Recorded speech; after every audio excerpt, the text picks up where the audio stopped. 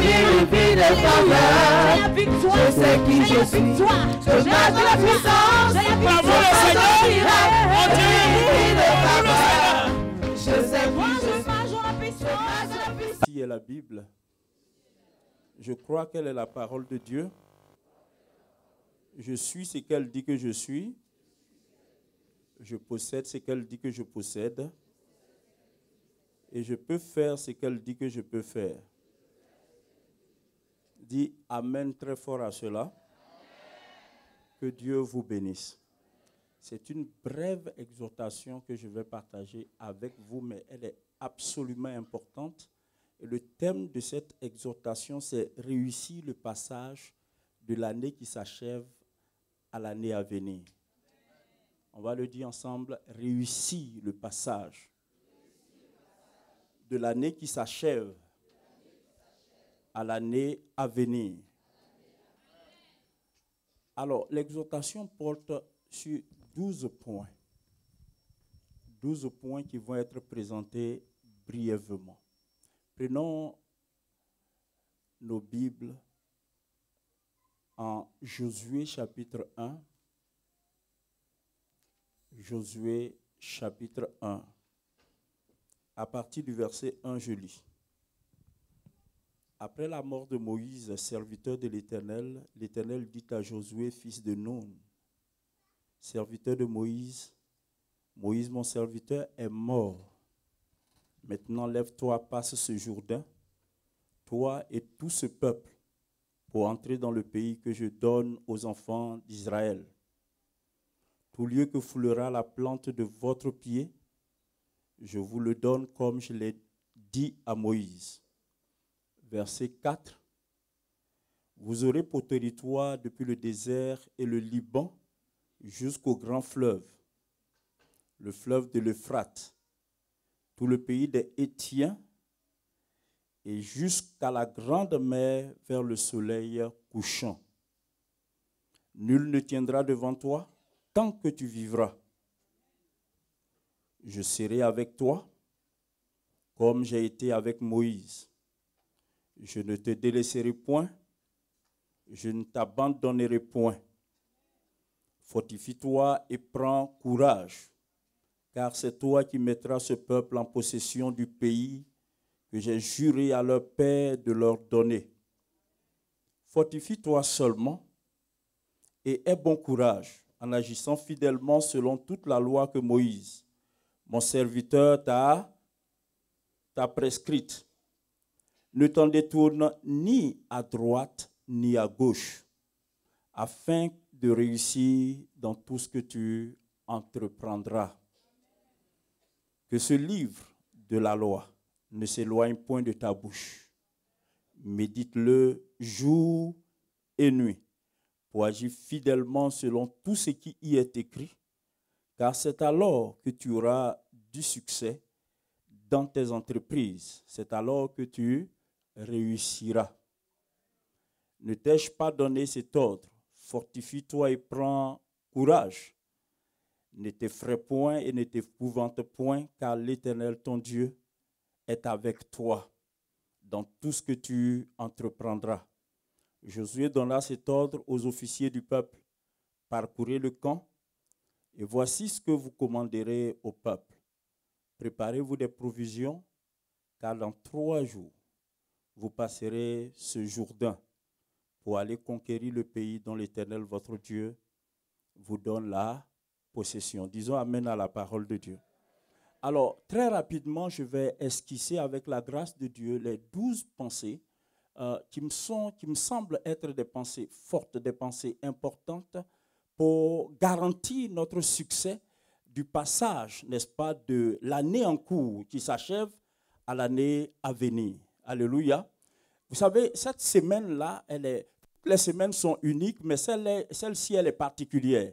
Elle est particulière parce qu'elle nous introduit dans la nouvelle année. Et elle nous introduit dans la nouvelle année en étant la dernière semaine de l'année 2016. D'où sa particularité. C'est pour ça que cette semaine, nous ne devrons pas la traiter comme nous avons traité les autres semaines. Nous ne devrons pas gérer cette semaine comme nous avons géré les autres semaines. Toutes les semaines ne se ressemblent pas, les jours se suivent, mais ils ne se ressemblent pas.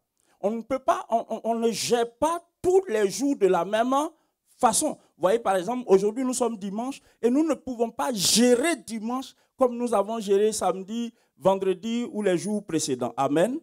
Donc, je voudrais donc que vous soyez attentifs. C'est important. C'est important. Dans tous les cas de figure, tout ce que Dieu juge bon de nous enseigner est absolument important pour nous. Amen.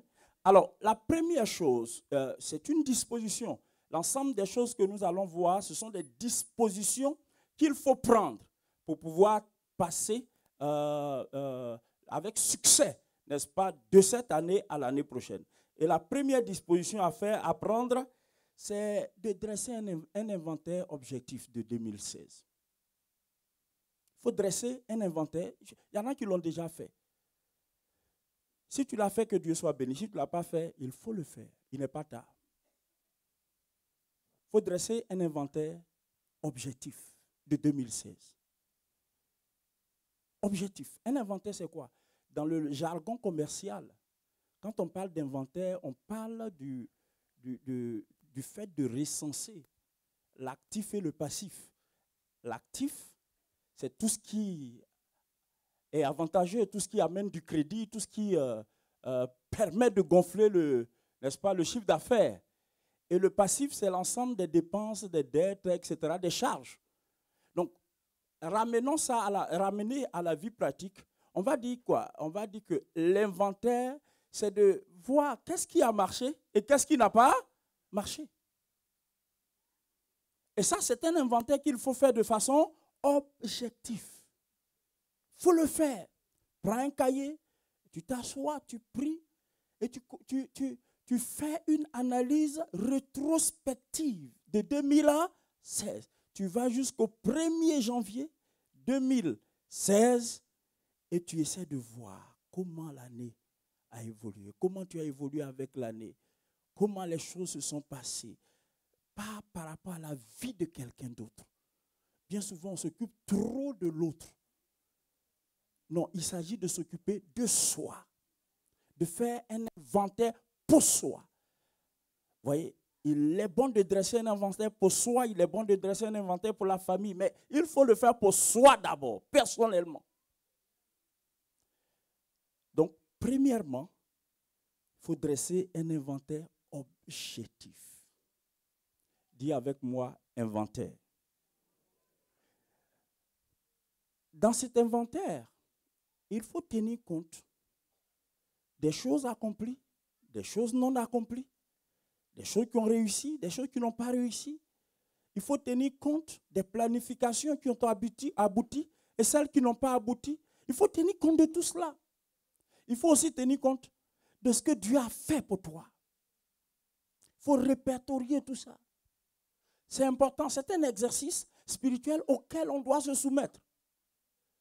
Pour éviter que nous finissions cette année, que nous passions dans l'année prochaine comme s'il n'y avait pas eu d'étape qui a changé. Vous savez, le fait qu'il y ait des jours, des semaines, des mois et des années qui changent, c'est une grâce que Dieu nous fait. Parce que le changement d'une année à une autre nous évite la monotonie et pire, nous évite, n'est-ce pas, le prolongement dans ce que nous n'aimons pas. Il y a des gens qui auraient voulu que 2016 ne prenne pas fin. Tellement ils ont vécu de bonnes choses. Cependant, il y a des gens qui ont hâte que 2016 finisse. Nous ne sommes pas tous logés à la même enseigne. Il y en a pour qui 2016 a été la meilleure de toutes les années de leur vie. Mais pour d'autres, ils ont hâte que 2016 finisse. Quoi qu'il en soit, il faut dresser un inventaire. Dis à quelqu'un, dresser un inventaire. Deuxième chose, il faut prendre le temps de rendre grâce au Seigneur. Il faut prendre le temps de rendre grâce au Seigneur. Peu importe la conclusion de ton inventaire. Dis à quelqu'un, peu importe la conclusion de ton inventaire. Vous savez, la Bible dit, rendez grâce en toutes choses. Il faut rendre grâce au Seigneur. Vous allez comprendre pourquoi. Donc, première chose, il faut dresser un inventaire de ta vie, un inventaire de tes projets, tes affaires, ce que tu avais planifié faire. Est-ce que tout a été fait comme tu l'avais planifié? Il faut dresser cet inventaire. Où est-ce que tu en es? Sur le plan spirituel, sur le plan matériel, sur le plan financier, sur le plan des relations humaines. Où est-ce que tu en es? Autant de choses. Autant de choses que nous devrons prendre en compte dans l'inventaire que nous aurons à faire. C'est un exercice auquel nous devrons nous soumettre. Amen. Et quand tu as fait cet inventaire, peu importe que l'inventaire soit positif ou négatif, arrête-toi et rends grâce au Seigneur. Alléluia. Si nous avons opté de faire du culte d'aujourd'hui un culte d'action de grâce, c'est parce que c'est nécessaire. Vous savez, les Américains ont découvert que ceux qui manifestent, n'est-ce pas, ceux qui éprouvent le désir de rendre grâce, de dire merci, d'être reconnaissants, ceux qui manifestent de la reconnaissance vivent plus longtemps que ceux qui ne sont pas reconnaissants. C'est une étude scientifique qui a mené à cette conclusion. Ceux qui sont reconnaissants vivent plus longtemps que ceux qui sont ingrats. Nous devrons être reconnaissants à Dieu. Nous devrons témoigner à Dieu notre gratitude. Deuxièmement, troisièmement, il faut rendre grâce à Dieu. Encore. Pour tout ce que Dieu a fait. Pas pour toi directement. Mais pour ta famille. Tes frères, tes soeurs, ta femme, ton mari, tes enfants, tes parents. Pour ta famille. Pour ton église. S'il vous plaît, c'est important. Je ne sais pas combien le font, mais vous savez, certains de nos parents ne savent pas prier. Puis, certains d'entre eux, à la fin de cette année, vont aller offrir des sacrifices d'action de grâce à des fétiches. Ne sachant pas que tout ce qu'ils ont pu faire, c'est la main de Dieu qui a été sur leur vie. Ne sachant pas que nos prières les ont accompagnés, ne sachant pas que leur vie a été préservée par nos prières et notre relation avec Dieu. Ils vont aller dire merci aux fétiches. Maintenant, eux, ils vont aller dire merci aux fétiches, aux idoles, à leur divinité, en étant dans leur logique habituelle. Si toi, ta voix ne vient pas en contrepoids à leur voix, dans la présence de Dieu, dans le conseil de Dieu, tu es en train d'attirer une malédiction sur leur vie. Parce que dans le courant de l'année, tu vas encore aller devant Dieu pour prier pour ces mêmes parents. Dieu va te dire, mais attends, même si eux, étant dans les ténèbres, ne savent pas qu'ils doivent reconnaître ce que j'ai fait, mais tout au moins, toi qui es leur porte-parole auprès de moi. Vous savez, chaque enfant de Dieu converti est une sentinelle pour sa famille. On a des enfants non convertis. On a des maris non convertis. On a des femmes non converties. On a des parents non convertis. On a des amis non convertis. Nous sommes leur porte-parole auprès de Dieu.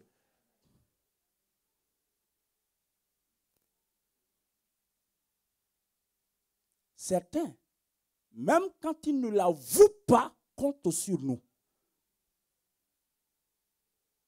Il n'y a qu'à voir quand ils sont dans des troubles sérieux. C'est là qu'ils appellent. Il faut prier ton Dieu là. Prie ton Dieu. Prie ton Dieu. Mais quand ils le disent, ils sont sincères. Et prenez ça au sérieux. Prenez ça au sérieux. Au fond, ce n'est pas parce que les gens, ce n'est pas parce qu'ils ne croient pas, qu'ils ne savent pas que notre Dieu est le vrai. Alléluia. Donc, il faut, premièrement, dresser un inventaire. Deuxièmement, il faut rendre grâce à Dieu pour ses bienfaits pour toi. Troisièmement, il faut rendre grâce à Dieu pour ses bienfaits pour toi, pour ta famille, pour etc., etc. Alléluia. Quatrièmement,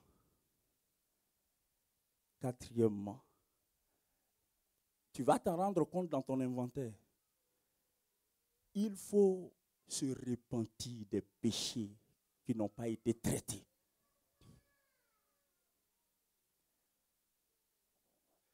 Il faut te repentir des péchés qui n'ont pas été correctement traités. Pour ne pas que ton bagage en 2017 soit trop lourd. Vous savez, la vie, donc la vie en une année, c'est comme un voyage. Chaque jour, quand le jour, la journée prend fin et qu'on va au lit, comparez ça un peu à quelqu'un qui fait un long voyage et qui va s'arrêter à une aire de repos. Vous suivez? Il va s'arrêter à une aire de pour un petit temps de répit afin de pouvoir reprendre la route sereinement. Chaque jour, nous allons dans une aire de repos. Ça peut être ta chambre. Tu te reposes pour reprendre le voyage. La différence entre ce voyage et les voyages que nous effectuons, la différence, vous suivez? La différence est que en une année, nous n'arrivons pas à destination. C'est-à-dire que ces voyages-là ne nous conduisent pas à la destination finale.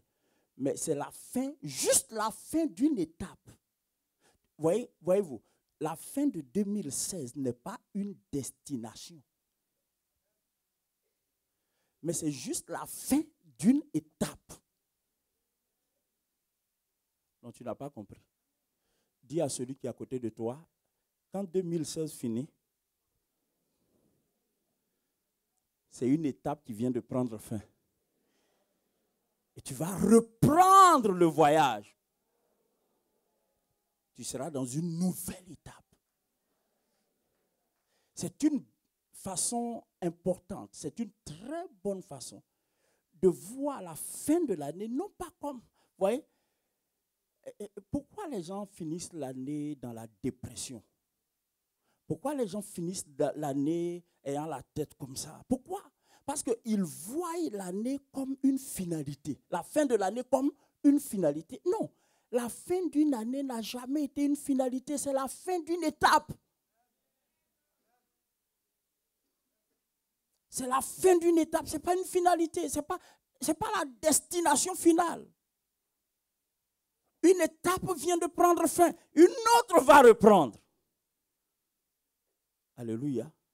Et donc, dans cette étape-là, quand on tend vers la fin, on doit voir quels sont les bagages, les effets inutiles que je pourrais encore transporter avec moi. Parce que là, je vais commencer une nouvelle étape. Il me faut être léger. Il me faut être léger. Et il n'y a rien qui alourdit nos effets comme les péchés. Donc, il faut là aussi se tenir devant le miroir de la parole et traiter avec tous ces péchés qui n'ont pas été traités. Dis Amen. Traite avec ce qui n'a pas été traité. J'appelle ça descendre dans la cave et vider la cave.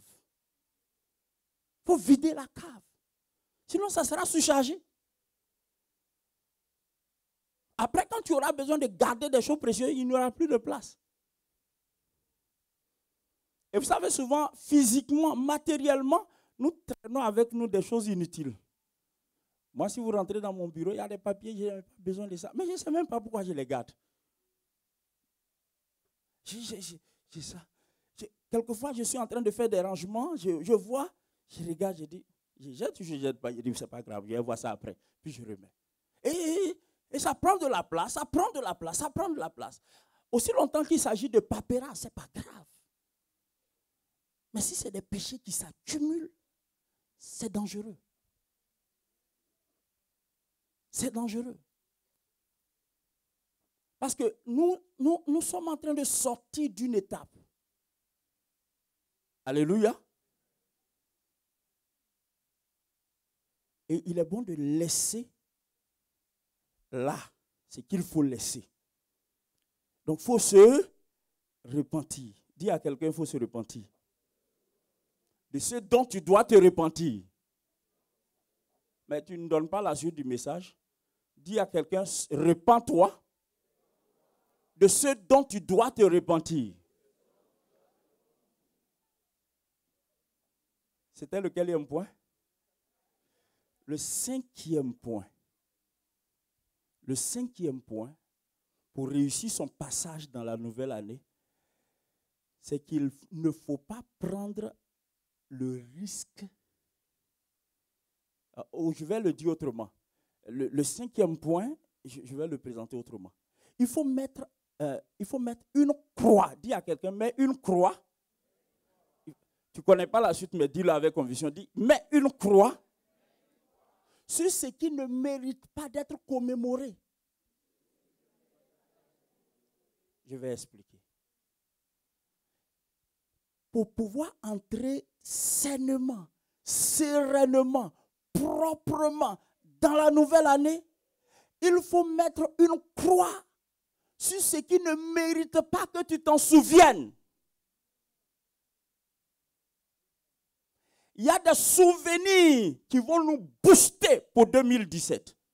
Mais il y a des souvenirs qui vont agir comme des boulets. Je ne sais pas si vous comprenez.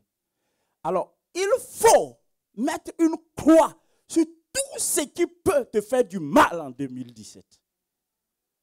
Il y a des choses qui t'ont fait du mal et qui te font du mal. Fais en sorte de ne pas aller en 2017 avec ça. Il faut mettre une croix sur ça. C'est une façon positive de sortir de l'année qui finit, une façon importante de se saisir de l'année qui arrive. Parce que croyez-moi, frères et sœurs, les 365 jours qui se présentent à nous, c'est 365 opportunités, tout au moins, que Dieu place devant nous. Il faut que tu aies du tonus, de la vigueur. Il faut que tu aies la force, aussi bien spirituelle, mentale que physique, pour pouvoir te saisir de ces opportunités. Et cette force-là commence par oublier. Il faut oublier ce dont tu ne dois pas te souvenir. Vous savez, il y a des choses qui ne méritent pas qu'on les garde. Tout à l'heure, je parlais de papyrus. Tu fouilles certains de nos placards. Même il y a des chemises qui ne méritent même plus d'être là.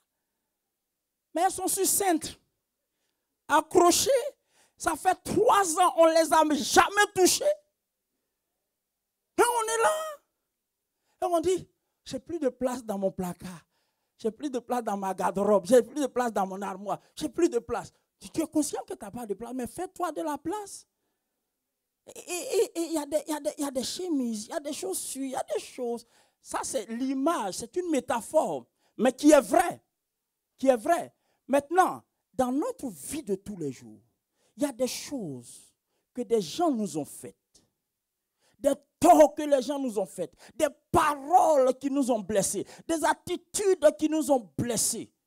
En 2017, garde-toi d'aller en 2017 avec ces mêmes choses.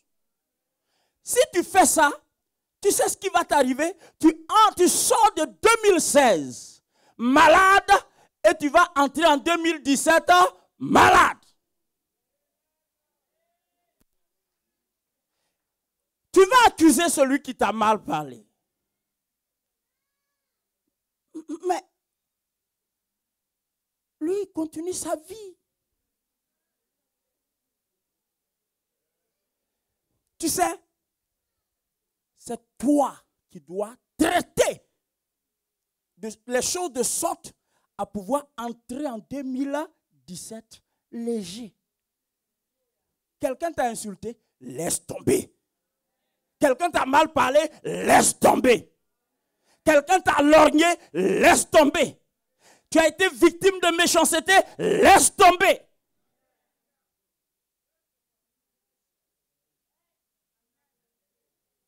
Il y a des choses qui ne méritent pas qu'on les garde dans notre cœur.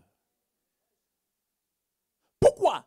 Parce que ces choses vont agir comme du poison ou distiller quelque chose qui ressemble à du venin. Et ça va empoisonner notre vie. Et en dépit de toutes les résolutions que nous allons prendre, en début d'année pour dire, Seigneur, cette année, je vais faire ci, je vais faire ça, je vais faire ça, je vais faire ça. On aura besoin d'une nouvelle fraîcheur, on aura besoin d'une nouvelle rosée, on aura besoin d'une nouvelle grâce. Mais la nouveauté ne va pas se reposer sur l'ancienneté. Fais place à la nouveauté. Donne de l'espace à la nouveauté. La Bible dit en Ésaïe chapitre 43, à partir du verset 18, Ésaïe 43, verset 18,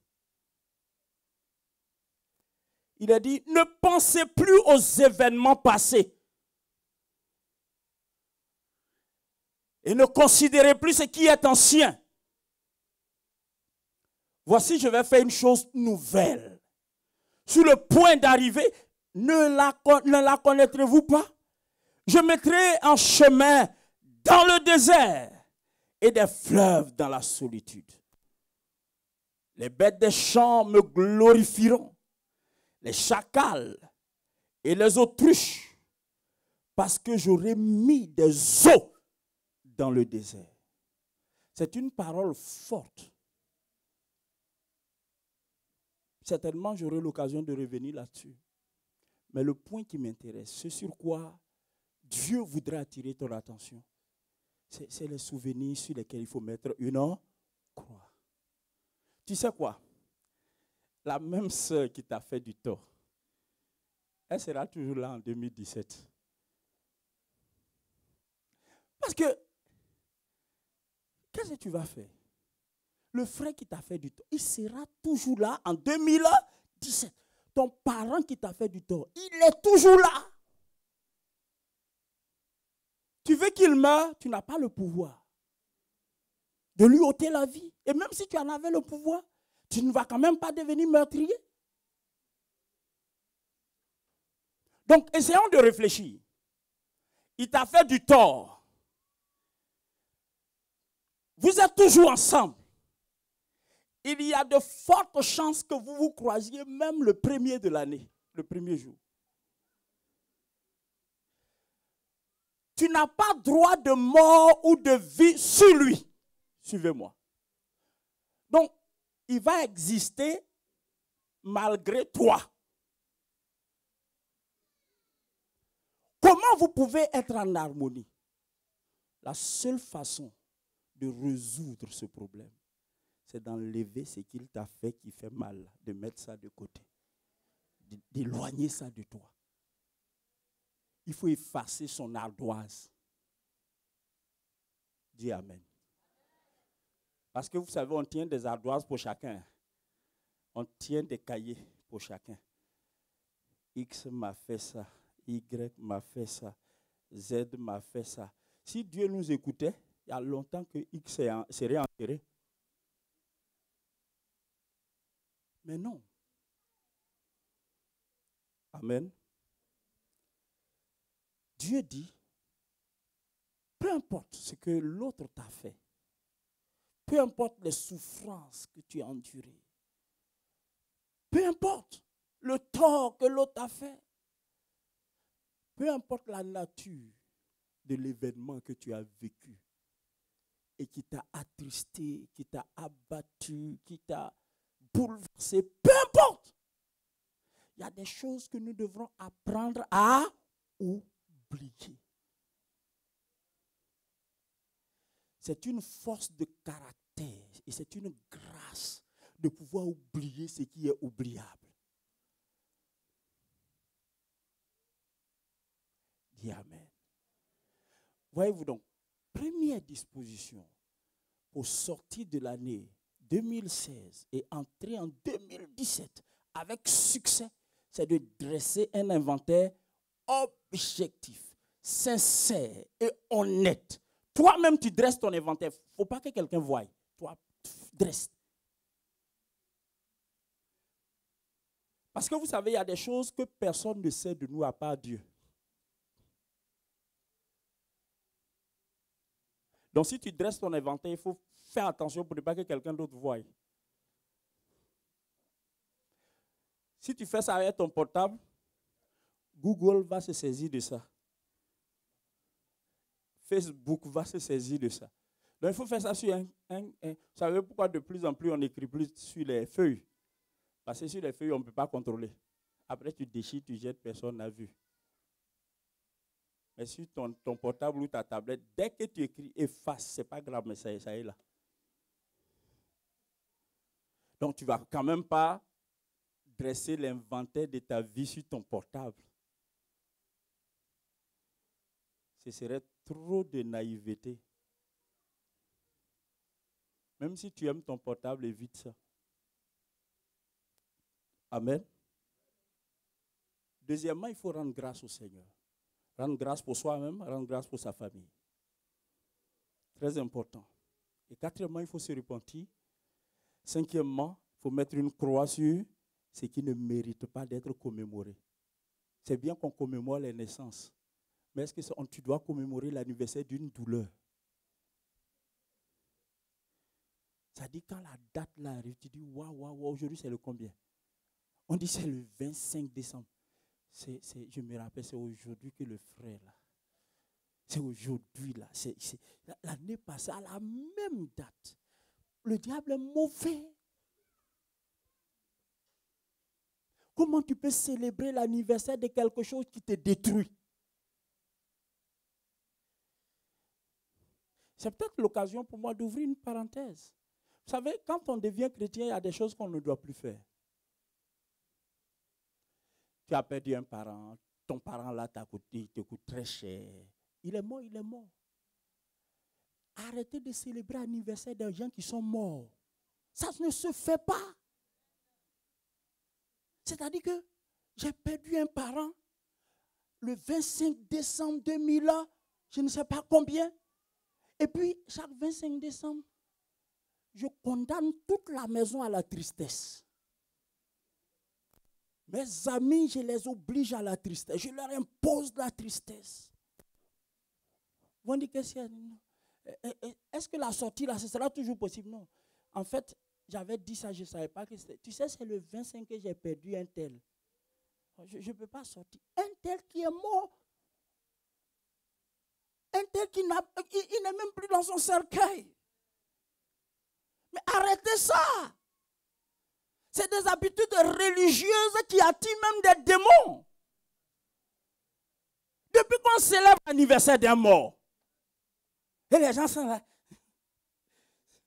C'est la même date là que moi. Et les gens vont t'appeler pour dire, oh, je me suis souvenu. C'est à cette date-là que tu avais perdu ton oncle, tu avais perdu ton frère, tu avais perdu ta soeur, tu avais perdu ton cousin. Ah, condoléances, c'est toi aussi, tu es là. Eh, merci, oh, merci. Ça va chez toi, en fait. Tu es sûr que ça va chez toi? Tu es correct avec toi-même?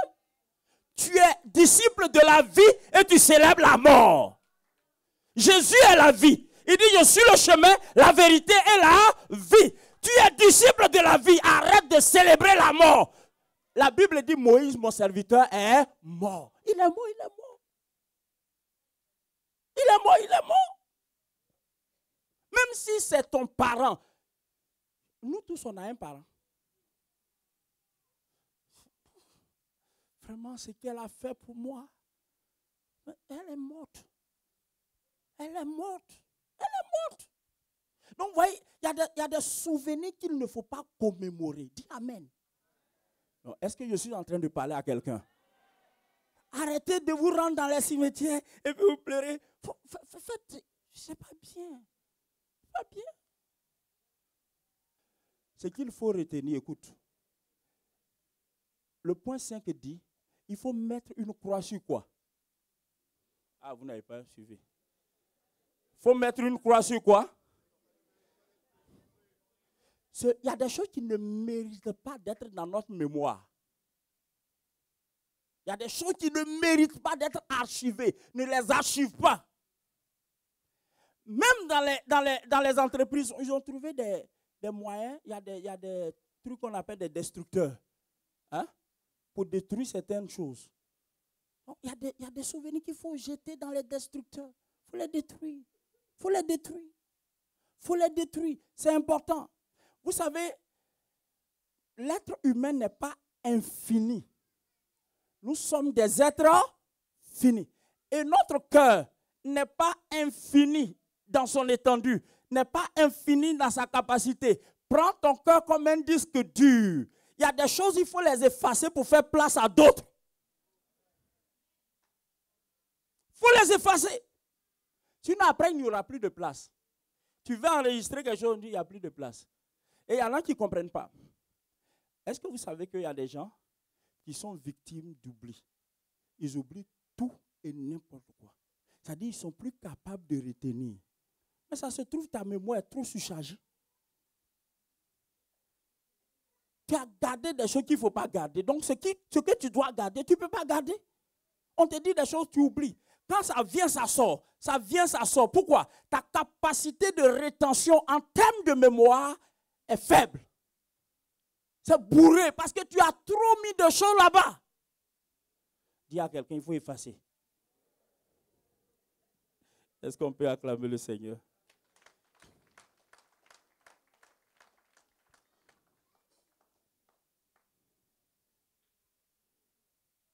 Sixième point.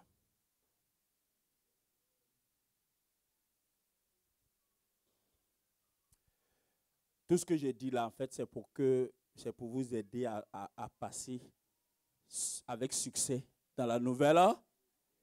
Qui veut passer avec succès dans la nouvelle année? Chacun de nous, en tout cas. Amen.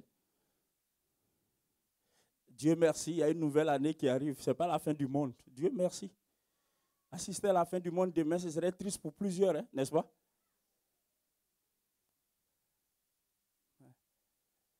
Si Jésus demandait la permission aux hommes avant de venir, il ne viendrait jamais. Parce qu'il y aurait toujours des gens qui allaient lui dire, Seigneur, je ne suis pas encore prêt. Seigneur, il ne faut pas venir, ce n'est pas le bon moment. Seigneur, tu peux attendre encore un peu, ce n'est pas le bon moment. Parce que ce n'est jamais le bon moment pour nous. Donc, bénissons Dieu de ce que, là, nous sommes en train de finir une année et une autre année va commencer. Donc, c'est l'occasion pour nous de nous remettre en cause, de faire un inventaire, de voir qu'est-ce qu'il faut conserver, ce qu'il ne faut pas conserver. Quelqu'un peut dire amen à ça? Est-ce que je suis en train de parler à quelqu'un? À l'image de nos habits qui traînent dans nos placards, pour rien quoi. Nous traînons aussi des choses dans notre vie qui n'ont pas de raison d'être. Il faut les enlever. Si tu veux, envoie ça à la Croix-Rouge. Envoie ça à la Croix-Rouge. Je parlais avec un pasteur. Et il me dit, pasteur, tu sais, ma femme, tu la vois comme ça là. Quand je suis avec elle, elle achète, elle achète, elle achète, elle achète, elle achète. Et vous savez, le drame, c'est qu'il y a des habits qu'elle achète en double. Parce qu'elle ne savait pas qu'elle avait ça déjà. Vous riez d'elle, mais il y en a qui sont victimes de ça. Ils achètent en double. Et puis c'est quand ils arrivent à la maison, ils disent, Maintenant, pour plusieurs raisons, ils ne vont pas ramener. Et puis ils gardent chez eux. Et puis ils ne portent pas. On saute sur des choses. On a des choses qu'on n'utilise pas, mais qui sont là. Moi, vous, chacun de nous. Ne trouvez pas que c'est encombrant? Ok, aussi longtemps que c'est des choses matérielles, ça occupe de l'espace dans notre habitat, hein? Mais si c'est des choses de l'ordre moral, de l'ordre du spirituel, de l'ordre du psychologique, c'est désastreux. C'est désastreux. Il faut nettoyer ton cerveau, nettoie ton cœur. Fais le ménage. Dis à quelqu'un, fais le ménage. Dis à celui qui est à côté de toi, passe l'aspirateur dans ton cœur. On peut acclamer le Seigneur. Et passe l'aspirateur. Il faut aspirer. Y a-t-il quelqu'un qui est prêt à aspirer? Alléluia. Il faut passer quoi là? Passer l'aspirateur. Le 6e point, c'est que autant que cela dépend de nous, soyons en paix avec tout le monde. Autant que cela dépend de nous. Il y a des gens, c'est difficile d'être en paix avec eux parce qu'eux-mêmes, ils ne veulent pas la paix. C'est pour ça que Dieu précise, autant que cela dépend de nous. C'est-à-dire, nous faisons tout pour être en paix. C'est-à-dire, faisons tout pour ne pas que quelqu'un soit condamné dans nous, notre cœur. Dans ton cœur, là, ne condamnant personne. Tu sais quoi? Ne transforme pas ton cœur en prison. Sinon, tu vas avoir des palpitations. C'est-à-dire, tu es là, ton cœur bat. Et tu ne comprends pas, ton cœur bat. Mais à un rythme vraiment impressionnant, quoi. Et tu ne comprends pas. Mais il y a trop de prisonniers là-bas. En fait, ton cœur bat au rythme de leur gémissement. Il y en a à qui tu ne donnes même pas à manger. Ils ne sont pas dans les conditions requises d'hygiène. Et pendant qu'ils gémissent, ton cœur bat. Ton cœur bat. Ton cœur bat. Et tu fais ça, tu dis, vous, je ne sais pas qui va venir vous libérer. Vous êtes là. Non, il faut libérer. Vous savez que même la France a des problèmes pour la prison. Parce qu'il n'y a plus de place dans les prisons ici en France. Ton cœur est trop petit pour emprisonner autant de personnes.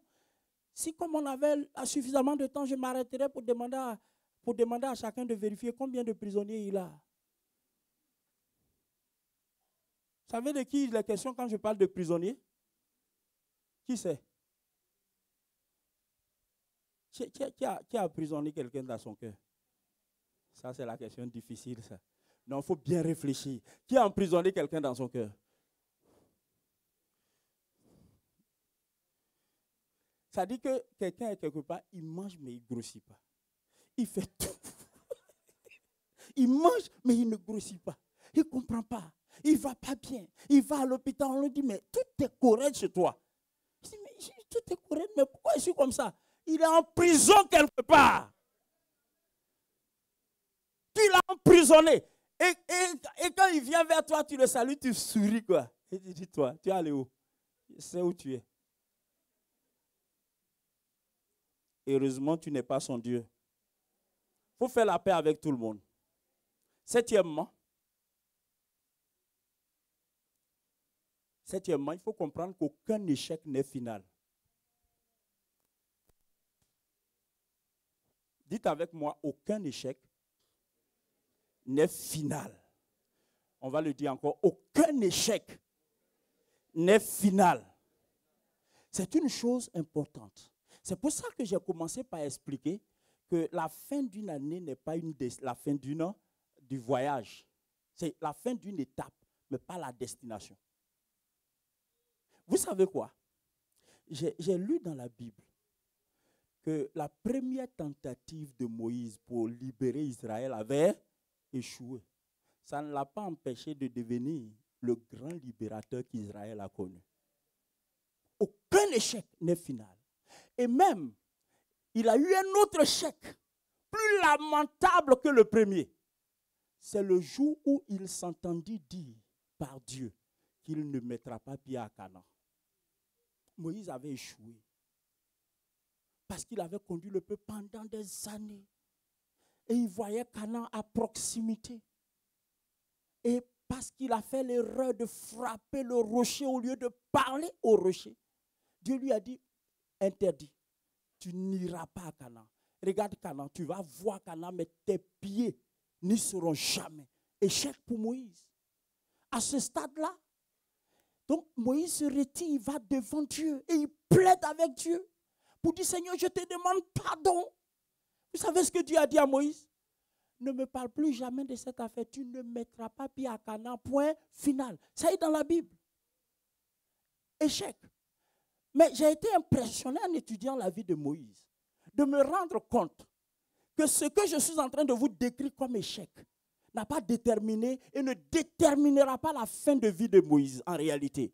Puisque quand Jésus va revenir, de tout ce que l'Ancien Testament cite, de tout ce que l'Ancien Testament honore, de tout ce que l'Ancien Testament élève, quand Jésus va revenir, il va avoir une assemblée extraordinaire au sommet du mont de la transfiguration. Et vous savez qui sont ceux dans l'Ancien Testament qui ont été conviés à cette grande assemblée extraordinaire? Abraham n'y était pas, Noé n'y était pas, Job n'y était pas, mais la Bible nous dit que Moïse et Élie étaient conviés. Et Moïse et Élie étaient là, et les disciples étaient là, mais les disciples n'avaient même pas droit aux échanges qui avaient lieu entre Moïse et Élie. Cet homme que nous considérons dans le livre des Nombres comme ayant échoué, cet homme que nous considérons comme ayant raté sa vocation, mes amis, cet homme va être honoré sur le mont de la transfiguration. La gloire de Dieu va le couvrir. Et mieux que cela, mes amis, la Bible dit que les deux derniers évangélistes que le monde va connaître, que Dieu va envoyer pour annoncer l'évangile à Israël, c'est Moïse et Élie. Écoute, aucun échec n'est jamais final. Aucun échec. Aussi longtemps que tu es avec Dieu, aussi longtemps, c'est pourquoi les gens peuvent se moquer, laisse-les se moquer. Les gens peuvent te railler, laisse-les te railler. Les gens peuvent dire, lui là, il va arriver où? Laisse-les dire ce qu'ils pensent. Dieu a ton agenda. Et dans l'agenda de Dieu, Dieu sait ce qu'il te réserve. Aucun échec n'est... Est-ce que tu peux le dire à ton voisin? Aucun échec. Aucun échec n'est final. Sois béni. Aucun échec n'est final. Tu peux avoir échoué. Vous voyez? Pourquoi Dieu nous dit ces choses? Parce qu'il y a certains qui sont en train de ruminer les échecs de 2016. Dis franchement, moi-même, je vais aller où? C'est quoi tout ça? 2016 est en train de finir. Gloire à Dieu. Je ne suis pas encore fini.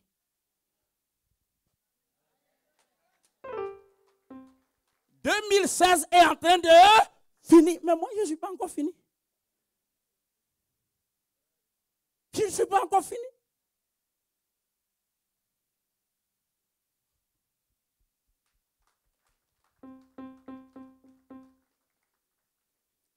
Ça, c'est quelque chose d'absolument important. Aucun échec n'est final. Alléluia. Je vais vous dire une chose. Tout projet, toute espérance, toute planification est soutenue ou repose sur le fondement de la vie. En clair, la vie que tu as est plus précieuse que tes projets. La vie que tu as est plus précieuse que tes planifications. La vie que tu as est plus précieuse que tes rêves. Tes rêves n'ont pas réussi. Tes planifications n'ont pas réussi. Mais tu as toujours la vie. Tu vas rattraper tes rêves. Tu vas rattraper tes rêves. Je veux dire à quelqu'un, là où la vie demeure, l'espérance est permise. La vie soutient l'espérance. La vie favorise encore le droit de rêver. Ce que nous avons enterré en 2016, peu importe ce qu'ils ont réussi ou ce qu'ils n'ont pas réussi, ils vont faire quoi? Je suis en train de dire à quelqu'un, qu'est-ce qu'ils vont faire? Ils ne peuvent rien faire. Pourquoi? Parce qu'ils ne sont plus en vie. Je veux dire à quelqu'un, tu as quelque chose de précieux. Tes projets ne se sont pas réalisés. Tes planifications n'ont pas été toutes accomplies. C'est vrai. C'est douloureux. On aurait voulu un succès à 100%. Tu n'as pas eu le succès à 100%. Mais ce matin, tout à l'heure, arrête-toi et rends grâce au Seigneur parce que tu as l'élément fondamental. Tu es dans la vie. Tu as la vie. Et là où il y a la vie, il y a encore possibilité de réalisation. Dis Amen. Là où il y a la vie, il y a encore possibilité de réalisation. Là où il y a la vie, il y a possibilité de succès. Là où il y a la vie, il y a possibilité de réussite. La vie donne droit à beaucoup de choses. Mais l'absence de vie ne donne droit à rien. Est-ce que je suis en train de parler à quelqu'un? Est-ce que je suis en train de parler à quelqu'un?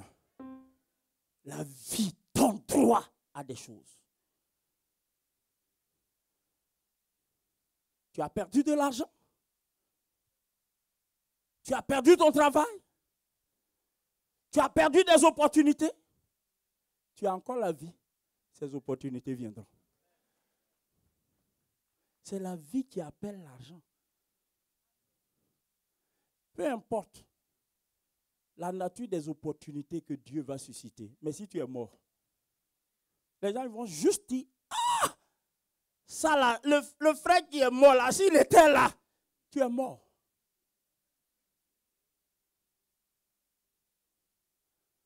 Je veux juste dire à quelqu'un de la part du Seigneur, apprécie le fait d'être en vie. Pourquoi c'est important? C'est important parce que bien des fois, et c'est une tendance toute naturelle, humaine, une tendance que nous abritons en nous. Cette tendance consiste en quoi?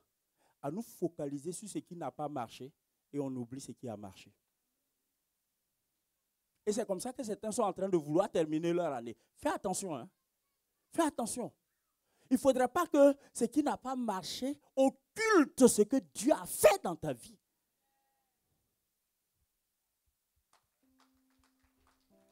Il ne faudrait pas. Le psalmiste dit, compte les bienfaits de Dieu et tu verras combien le nombre en est grand. Souvent on est trop ingrat. On se focalise sur l'inaccompli, sur l'inachevé, sur ce qui n'a pas été réalisé, sur ce qui n'a pas été exaucé, sur les attentes non exaucées. Et on dit vraiment, vraiment, vraiment, vraiment, vraiment, vraiment. Et Dieu aussi, vraiment. Et le diable t'accompagne dans tous ces vraiment-là. Le diable dit, tu vois, non? Tu vois, et tu avais planifié ça aussi, non? Tu vois, non? Et tu avais planifié ça aussi, et tu vois, non? Et même quand on va dire, regardez un peu, suivez-moi très bien. Regardez le temps que nous prenons à égrener ce qui n'a pas marché, le temps que nous prenons à rendre grâce à Dieu pour ce qui a marché. Il n'y a même pas de photo. Ça fait au moins 25 ans que je suis pasteur. Et en 25 ans, je peux vous garantir, quand on dit aux gens, on va rendre grâce au Seigneur pour ce qu'il a fait. Le type, il prie 5 minutes et puis il n'a plus rien à dire. Seigneur, merci pour tout ce que tu as fait pour moi. Seigneur, tu m'as gardé. Tu as pourvu à mes besoins. Merci. Maintenant, quand on dit aux gens, on va présenter nos besoins à Dieu. Waouh! C'est-à-dire, il faut être, tu vas être obligé de dire aux gens, on a prié au nom de Jésus. Arrêtons. Parce que naturellement, on préfère les lamentations à la réjouissance. Quand il s'agit de nous lamenter, Seigneur, Seigneur, je croyais que mon projet allait voir le jour. Mais Seigneur, je compte sur toi. Je continue de compter sur toi. Je continue. Ok, ton projet n'a pas vu le jour, mais au moins tu l'as conçu. N'est-ce pas? Mais au moins tu as conçu le... Je ne sais pas si vous avez vu la chanson du Magnifique. C'est un comédien africain, le Magnifique. Qui a vu sa chanson-là? C'est instructif, hein? Oui, j'ai transféré ça à Freddy. Et le Magnifique, il dit, Il y a des gens qui pleurent parce qu'ils n'ont pas de chaussures. Et ceux qui n'ont pas de pieds. Oh oui. Toi, tu pleures parce que tu n'as pas de chaussures. Ta chaussure est abîmée. Et celui qui n'a pas de pieds. Souvent, on ne réfléchit pas. L'un des grands évangélistes en ce moment des États-Unis, il n'a ni pied ni main. L'un des grands évangélistes. Mes amis, les gens dressent le podium, les gens le soulèvent pour venir le faire. Il a juste ça. Il n'a pas de pied jusqu'ici. C'est fini. Et il n'a pas de main. Il est là comme ça. Les gens le soulèvent et ils le mettent sur le podium. Et il commence à dire aux gens, vous me voyez comme je suis, mais il y a Dieu en moi. Je suis dans la joie.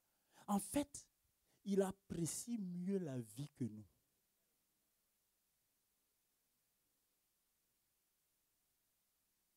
Et nous ramenons la vie à ce qu'on a eu ou à ce qu'on n'a pas eu.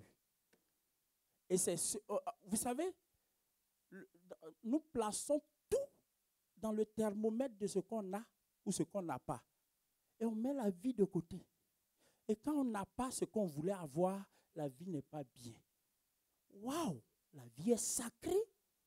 La vie est plus précieuse que ce que tu peux posséder ou que ce que tu ne peux pas posséder. Alléluia. Huitièmement, il faut renouveler sa confiance en Dieu. Renouvelle ta confiance. Dans tous les cas de figure, si Dieu n'est pas avec toi, tu vas faire comment? Donc, il faut aller devant Dieu et dire, Seigneur, je te renouvelle à 100% ma confiance. Ne fais pas partie des gens qui donnent des ultimatums à Dieu. Pour dire, là, je t'ai dit, jusqu'au 31, je te laisse jusqu'au 31. 31, là seulement, là. Tu vas voir qui je suis. Ne donne pas d'ultimatum à Dieu. Non, ne fais pas ça. Renouvelle ta confiance au Seigneur. Alléluia. Dis au Seigneur, je te renouvelle ma confiance. Je viens de finir une étape. J'ai dressé l'inventaire. J'ai vu qu'il y a certaines choses encore que je dois. Dans une entreprise, quand tous les objectifs n'ont pas été atteints, on voit si certains objectifs peuvent être reconduits ou pas. On reconduit ces objectifs, on ne les abandonne pas. Ou bien, si on abandonnait, il y a des pays qui seraient sans habitants. Vous savez que pendant les 5 ans de mandat de François Hollande, les 4 premières années, les prévisions économiques, le gouvernement vient et dit, cette année, on va atteindre les 1%. Et puis après, les autorités habilitées à programmer ces choses, quand ils viennent, ils disent, c'est 0,3. Et puis le gouvernement dit, oui, c'est vrai que les prévisions sont en deçà de nos... etc.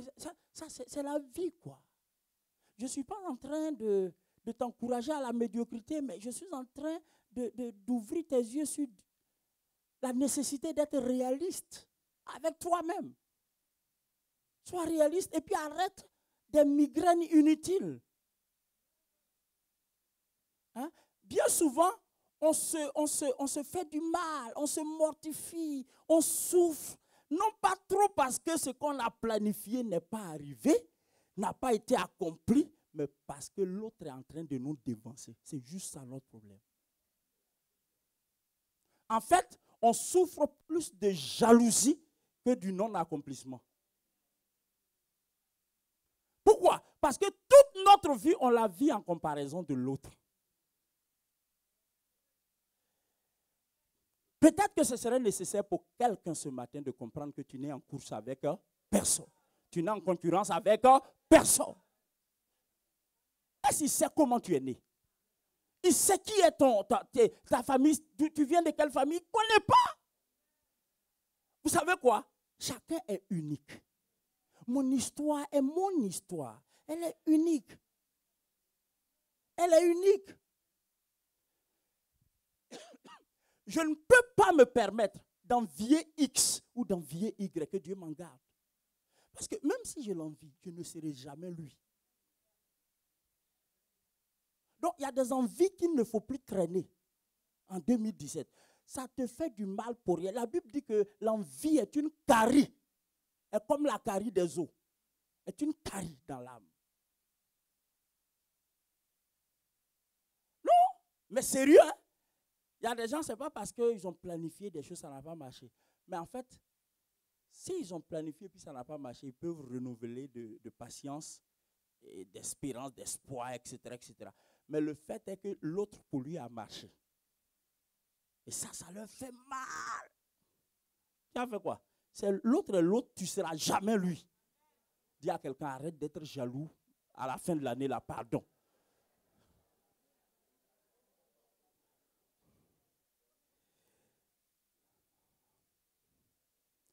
Neuvièmement, il faut demander au Seigneur. Neuvièmement, il faut demander au Seigneur la vision qu'il a pour cette année qui va commencer. C'est une prière importante à faire. Vous voyez souvent, quand l'année commence comme ça, vous savez ce qu'on fait? On prend nos stylos et puis on commence. Cette année, je vais faire ça, je vais faire ça, je vais faire ça. Tu fais ça avec qui? Autant aller devant Dieu et demander au Seigneur, qu'est-ce que tu as prévu pour moi en cette année? Parce que la Bible dit que Dieu a préparé pour nous des œuvres, de bonnes œuvres, d'avance, afin que nous les pratiquions. Maintenant, pour 2017, comme tu m'as maintenu en vie, c'est qu'il y a de bonnes œuvres en 2017 que tu voudrais que moi, j'accomplisse, que je pratique, que je réalise. Je ne vais pas entrer en 2017 à l'aveuglette, comme à l'aventure, comme battant l'air, mais je vais y entrer avec visibilité, avec discernement. Seigneur, dans quoi tu veux me conduire en 2017? Quel est mon cahier, ton cahier de charge pour moi en 2017? Quelle est ma feuille de route? Seigneur, tu es mon Dieu, tu es mon maître, tu es mon boss. Quelle est ma feuille de route? C'est quand je reçois cette feuille de route-là que je vais faire mon programme pour 2017. C'est important. Dixièmement, il faut élaborer un nouvel agenda. Tu avais un agenda en 2017, en 2016. Il y a des choses que tu n'as pas pu cocher parce que ça ne s'est pas accompli. Ce n'est pas grave. Vous savez, à la FNAC, dans les librairies, les gens vendent. Et chaque année, les agendas là, ils améliorent ça. Et c'est intéressant parce que tu n'es pas obligé d'utiliser l'agenda de 2016. Prends un nouvel agenda. Et dans ce nouvel agenda, tu vas te rendre compte que toutes les pages sont vierges. Replanifie l'année à partir de ce que Dieu t'aura dit. Quelqu'un a compris? Quelqu'un a compris?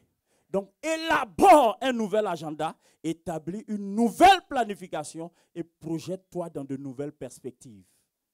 C'est important. 11e point, il faut prendre de nouvelles résolutions.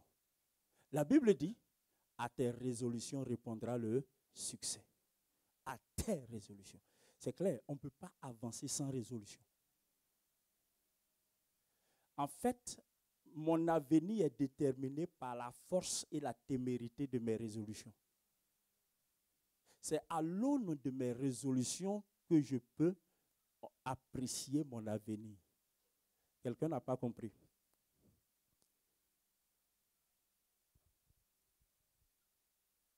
Je dois prendre de nouvelles résolutions. Les résolutions de 2016 sont devenues caduques. Amen. Je dois prendre de nouvelles résolutions. Il faut faire des mises à jour. Dis à quelqu'un, fais des mises à jour. OK. Dernier élément, dernier point. Il faut se préparer spirituellement, mentalement, matériellement et financièrement à tirer profit de l'année 2017. En fait, vous savez quoi? Je vous ai dit tout à l'heure que vivre une année pleine, c'est comme effectuer un voyage, n'est-ce pas? Alors, vous imaginez quelqu'un qui voyage tout un an sans s'être préparé à l'avance. Donc, il faut se préparer. Il faut se préparer. Je ne sais pas comment, mais que Dieu te guide. Il faut te préparer à entrer dans la nouvelle année. Prépare-toi spirituellement. Prépare-toi mentalement. Prépare-toi, si possible, financièrement. Prépare-toi matériellement. Prépare-toi. Prépare-toi. Prépare-toi. Prépare ta famille. Prépare tes enfants. Prépare-toi à entrer dans la nouvelle année. Il faut pouvoir faire asseoir toute la famille. Si tu as une famille, tu fais asseoir toute la famille. Si c'est possible de le faire. Et tu prépares toute la famille à entrer dans la nouvelle année. Avant cela, rassure-toi que tu es allé devant Dieu pour demander le cahier de charge, la feuille de route. Comme ça, tu viens devant la famille, tu dis, OK, cette année-là, voici ce qu'on va faire, voici ce qu'on va faire, voici ce qu'on va faire. On va prier pour ça. Et tout au long de l'année, ça va occuper notre esprit. Il faut se préparer à ça. Donc, voyez, mes amis, les 12 points que je voulais partager avec vous pour que nous puissions finir avec succès l'année 2016 et entrer avec profit en 2017. En 2017, dès le 1er janvier 2017, s'offriront à nous 12 mois qui équivaut à quoi? Qui équivalent à quoi? 52 semaines. Et les 52 semaines équivalent à 365 jours. Très important. C'est ma conclusion. Les 52 semaines équivalent à 365 jours. Il se trouve que les mathématiciens se sont arrangés pour que nous puissions évaluer en heures les 365 jours. Ainsi donc, les 365 jours correspondent à 8760 heures. Dis avec moi, 12 mois, 52 semaines, 365 jours, 8760 heures. On ne s'arrête pas là, suivez. Et les 8760 heures équivalent à 525 600 minutes. 525 600 minutes. Est-ce que vous suivez? Et les 525 600 minutes correspondent à 31 536 000 secondes. 31 536 000 secondes. Pourquoi tous ces calculs? English people say, time is money. Vous savez, l'euro, il y a les centimes rouges et les centimes dorés, n'est-ce pas? Il y a 1 centime, 2 centimes, 5 centimes. Voici les 3 catégories. Les centimes rouges. Et puis il y a les pièces jaunes. Il y a 10, 20, 50. 3 aussi. Et puis après, il y a 1 euro, 2 euros. Et puis quoi? Il y a 5 euros aussi quelquefois, mais en pièces. C'est des pièces de collection. Il y a 1 euro, 2 euros et puis 5 quelquefois. Mais on va dire 1 euro et 2 euros. Et puis après, on passe dans la catégorie des monnaies fiduciaires. 5 euros, 10 euros, 20 euros, 50, 100, 200, 500. 500, c'est la plus grosse coupure. Hein? 500 euros. Est-ce que vous réalisez que les euros là se sont adaptés à la division du temps? Dans le temps, il y a les centimes. Les centimes, ce sont les secondes. Les pièces jaunes, ce sont les minutes. Et puis après, on passe à d'autres pièces importantes, n'est-ce pas? On passe aux jours, on passe aux mois, et on passe aux semaines, et on passe aux... Cette année, il faut comprendre la nécessité de racheter le temps. Chaque seconde qui passe, c'est ton argent qui est en train de partir. Ton argent. Ton argent. Que Dieu nous fasse grâce. La conclusion d'aujourd'hui sera le message le premier message de l'année 2017. La conclusion sera, c'est-à-dire racheter le temps. Ce sera notre premier message de l'année 2017. Que le Seigneur vous bénisse.